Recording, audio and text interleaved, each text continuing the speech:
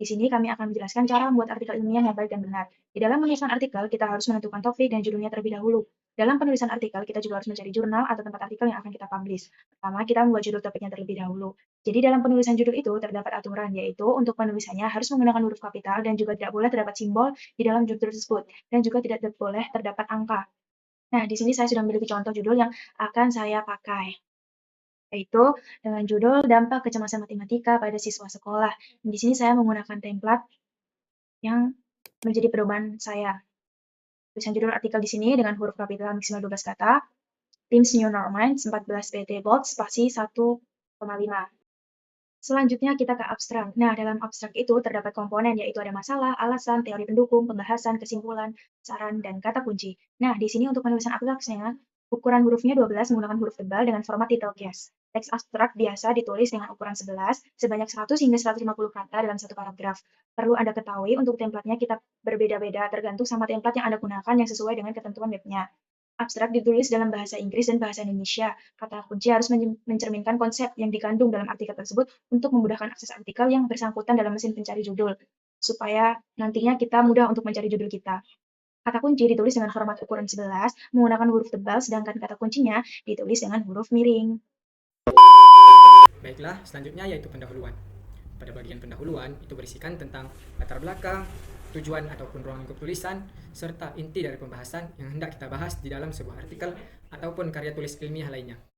Nah, 4 bagian yang kita sebutkan tadi, itu disebutkan di dalam sebuah template, yang mana template ini mengajarkan kita cara membuat artikel ataupun karya tulis ilmiah yang baik dan benar. Pada template disebutkan, bagian pendahuluan berisikan tentang latar belakang dan tujuan ataupun ruang lingkup tulisan, serta bahasan utama, yang mana bahasan utama ataupun yang kita sebut inti pembahasan tadi itu merupakan bagian inti dari artikel non penelitian. Kebetulan artikel yang kita bahas ini merupakan artikel non penelitian. Nah, teman-teman, pada bagian latar belakang di dalam teks ini, contohnya seperti matematika adalah salah satu ilmu yang dipelajari di tingkat SD, SMP, SMA, dan bahkan masih banyak jurusan di perkuliahan yang masih menggunakan matematika. Nah, selanjutnya yaitu bagian tujuan. Pada bagian tujuan di dalam teks ini, artikel ini bertujuan untuk membahas lebih lanjut mengenai penyebab, dampak, serta upaya dalam mengatasi kecemasan matematika pada siswa agar proses pembelajaran dapat berjalan lebih efektif dan menyenangkan. Adapun ruang lingkupnya, dampak kecemasan matematika pada siswa. Adapun bagian yang keempat yaitu inti dari pembahasan. Nah, adapun inti dari pembahasan ini yaitu kecemasan siswa terhadap matematika dan upaya mengatasinya. Baik, selanjutnya ada metode penelitian. Metode penelitian berisi tentang penjelasan atau cara penelitian yang dilakukan agar dapat dipertanggungjawabkan secara ilmiah. Nah, kami di sini menggunakan metode penelitian Systematic Literature Review atau SLR, atau dikenal dengan tinjauan pustaka. Metode ini menganalisis dokumen-dokumen, menelusuri, dan menjelaskan penelitian-penelitian terdahulu ke dalam satu topik pembahasan yang relevan dengan topik kecemasan matematika pada siswa. Dengan cara seperti ini, peneliti secara sistematis mengidentifikasi dan meninjau artikel-artikel dengan langkah-langkah yang ditetapkan dalam proses. Studi literatur dipilih karena bertujuan untuk mengungkapkan tentang dampak kecemasan matematika atau math anxiety pada siswa sekolah. Baiklah, di sini saya akan melanjutkan tata cara membuat artikel pada bagian hasil dan pembahasan. Bahasan utama merupakan bagian inti dari artikel non-penelitian. Isi dari bahasa utama bervariasi tergantung topik yang dibahas, namun harus diperhatikan pengorganisasian isi yang baik. Isi yang lebih umum sebaiknya disajikan mendahului isi yang lebih rigid. Selain itu, paparan suatu bagian isi sebaiknya selalu ditunjukkan kaitannya dengan bagian isi yang lain.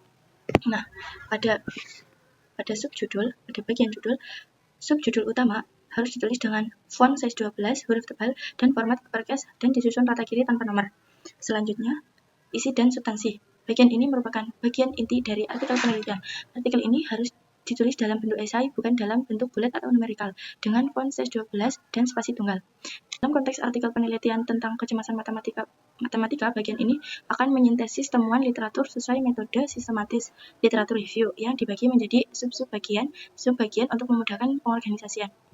Nah, pengorganisasian isi atau sub-sub judul itu untuk memecah bahasa utama dan format sub-sub judul ditulis dengan font size 12, huruf tebal dengan format kiri title case, dan disusun rata kiri diberi nomor atau huruf. Sebagai contohnya yaitu pengertian kecemasan matematika.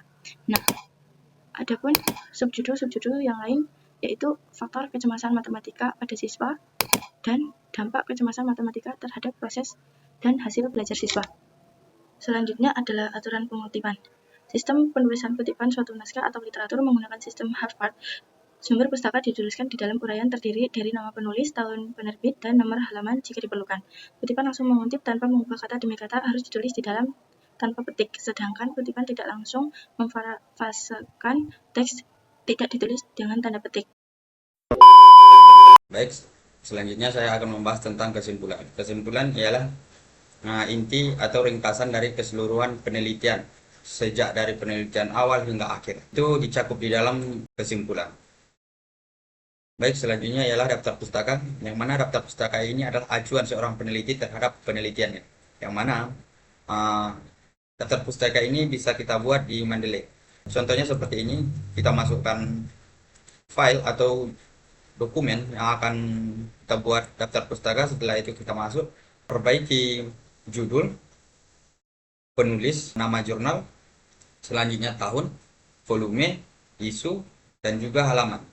Setelah itu kita juga harus memasukkan doi, atau suatu jurnal tidak memiliki doi, maka kita bisa memasukkan URL.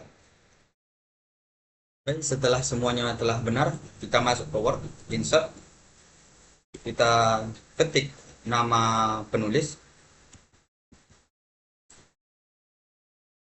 kita klik OK, langsung insert draw rapi.